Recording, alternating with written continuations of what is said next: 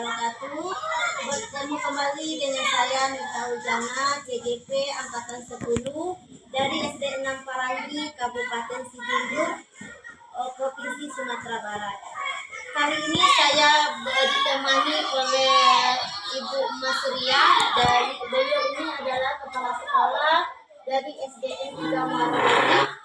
Kali ini saya mendapat tugas dari modul 3.1 mewawancarai kepala sekolah yang berada di lingkungan setempat sekitar saya berada.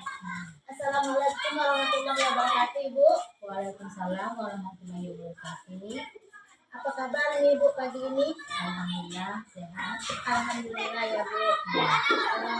Seperti yang sudah saya sampaikan kepada Ibu tadi, bahwa saya ada tugas KJP Angkatan 10, Bu, mewawancarai kepala sekolah yang berada di sekitaran sekolah saya. Jadi hari ini kita akan berbincang-bincang, Bu, sekitar tentang pengalaman Ibu nih selama Ibu menjadi kepala sekolah, yaitu tentang dilema etika, Bu. Dilema etika. Jadi nanti dalam wawancara nanti ada beberapa pertanyaan yang akan saya sampaikan kepada Ibu. Boleh, Bu? Boleh. Pertanyaan pertama nih, Bu. Bagaimana Ibu dapat mengidentifikasi kasus-kasus yang merupakan dilema etika atau rujukan moral?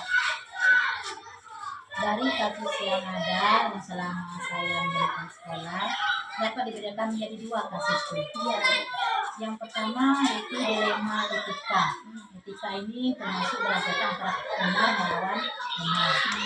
Kemudian dilema rujukan. Rujukannya berupa moral, yaitu yang berdasar benar melawan salah. Ada dua dilema ya, Bu, ya. Jadi dilema etika dan ada rujukan moral ya, Bu. Dilema etika itu berdasarkan antara benar, kemudian kalau yang moral yaitu benar salah ya, Bu, ya. Pertanyaan kedua nih, Bu. Selama ini bagaimana Ibu menjalankan pengambilan keputusan di sekolah Ibu, terutama untuk kasus-kasus di mana ada dua kepentingan yang sama-sama benar atau sama-sama mengandung nilai kebajikan? Di sini cara mengambil keputusannya selama ini yaitu dalam kasus dua kepentingan yang sama-sama benar didasarkan pada rasa peduli, kemudian kasih sayang, dan memikirkan dampak langkah pendek dan jangka panjangnya. Jadi ada pertimbangannya rasa peduli dan kasih sayang ya, Bu, ya, dalam pengambilan keputusan. Ada dampak jangka panjang dan jangka pendek ya, Bu. Itu berdasarkan itu ya, Bu. Iya. Kemudian pertanyaan ketiga lagi, Bu. Langkah-langkah prosedur seperti apa yang biasanya Ibu lakukan selama ini? Langkah prosedur selama ini itu dengan melakukan analisa kasus. Jadi lihat kasusnya, siapa yang terlibat dulu, nilai apa yang bertentangan, dan data dan fakta yang mendukung. Serta melakukan uji kebenaran apakah salah atau benar itu. Berarti Ibu analisis kasusnya kasus dulu, baru Ibu dipelajari keputusannya ya, Bu. Apakah kasus itu benar-benar atau tidak ya, Bu. Pertanyaan berikutnya, Bu. Hal apa saja yang selama ini Ibu anggap efektif dalam pengambilan keputusan pada kasus-kasus dilema etika? Halnya jadi hal yang dianggap efektif yaitu adanya nilai-nilai yang saling bertentangan dalam situasi ini. Menentukan siapa yang terlibat dalam situasi ini, mengumpulkan fakta-fakta yang relevan dengan situasi yang terjadi, kemudian benar atau salah dengan paradigma benar lawan benar. Gitu ya, Bu, ya. Berarti Ibu mengenali dulu ya, Bu, ya, bahwa ada nilai-nilai yang saling bertentangan dalam situasi tersebut ya, Bu. Kemudian pertanyaan selanjutnya, Bu. hal-hal apa saja yang selama ini merupakan tantangan dalam pengambilan keputusan pada kasus-kasus dilema etika, Bu? Hal-hal yang merupakan tantangan ya. Iya, Bu. Tantangannya adalah mempertimbangkan segala dampak yang ada.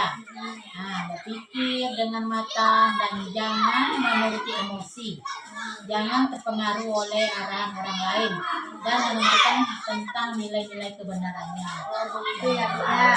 Berarti tantangannya itu mempertimbangkan segala dampak yang ada. Iya. Ya. Berarti dampak yang akan terjadi ke depannya ya, Bu, ya.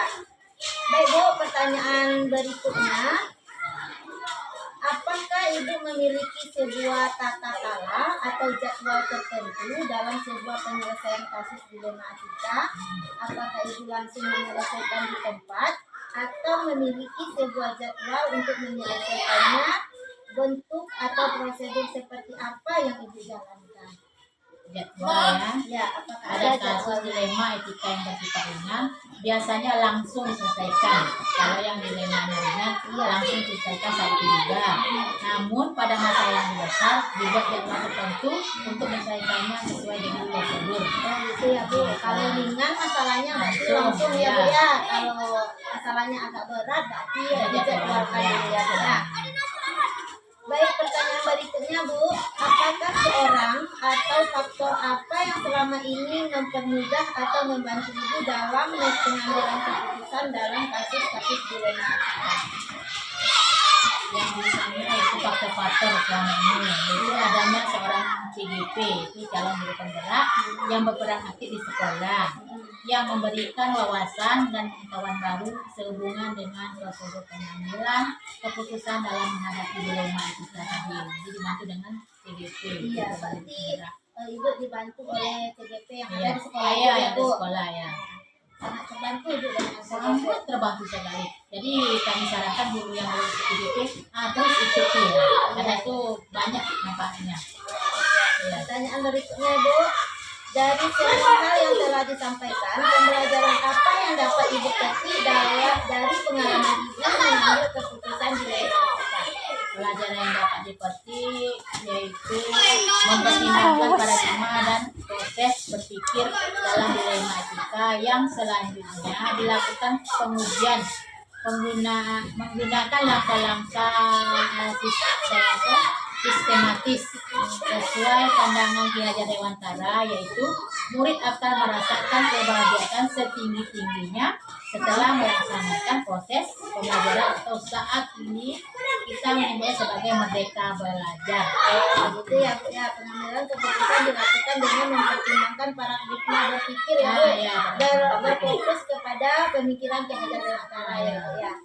Baik, Bu, hanya sedikit pertanyaan yang ingin saya tanyakan sama Ibu. Terima kasih banyak, Ibu, sudah meluangkan waktunya untuk saya. Nanti kalau ada kesempatan berikutnya, saya akan minta tolong lagi sama Ibu. boleh, silakan.